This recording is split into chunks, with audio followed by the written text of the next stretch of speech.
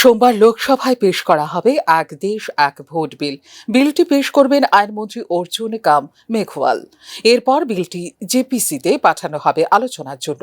দীর্ঘ আলোচনা এবং ঐক্যমত তৈরি করার জন্য কেন্দ্রীয় সরকারের তরফে এই বিলটি যৌথ সংসদীয় কমিটিতে পাঠানো হবে। বৃহস্পতিবারই এক দেশ এক ভোটের প্রস্তাবে সায় দিয়েছিল মোদী মন্ত্রিসভা। এবার এ সংক্রান্ত বিল পেশ করা হবে শীতকালীন অধিবেশন চলাকালীন সংসদে। এক দেশ এক ভোট সংক্রান্ত রিপোর্ট অনুমোদন করেছিল প্রাক্তন রাষ্ট্রপতি রামনাথ কোবিন্দের কমিটি। এক দেশ এক ভোট নিয়ে এর আগে প্রতিবাদে মুখর হয়েছে কংগ্রেস সহ অন্যান্য 15টি বিরোধী দলগুলো।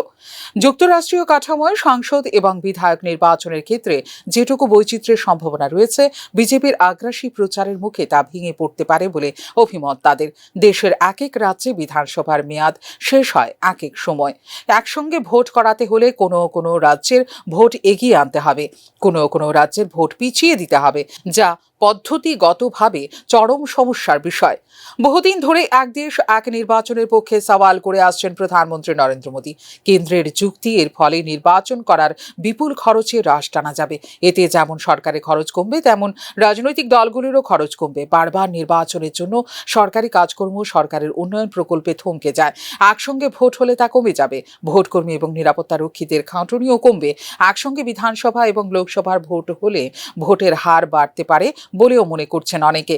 রাজনৈতিক দলগুলিও সারা বছর ভোট প্রচারের ঝক্কি না থাকায় মানুষের কাজে অনেক বেশি মনোনিবেশ করতে পারবে, যুক্তি দিয়েছে ক্ষমতাসীন বিজেপি।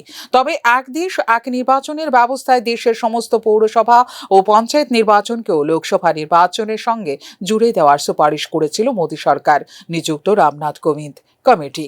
আপাতত সেই পথে না হাঁটার সিদ্ধান্ত নিয়েছে মোদী সরকার। এই 129তম সংবিধান সংশোধনী বিলে অন্তত 50% রাজ্যের সম্মতির প্রয়োজন হবে কিনা তা নিয়ে উঠছে প্রশ্ন। তবে সংবিধানের 368 নম্বর ধারায় সংসদকে সংবিধান ও তার কার্যপদ্ধতি সংশোধনের ক্ষমতা দেওয়ার কারণে এই ক্ষেত্রে বিশেষ অসুবিধায় পড়তে হবে না কেন্দ্রীয় সরকারকে বলে মনে করছেন সংবিধান বিশেষজ্ঞরা। Bureau report, news now.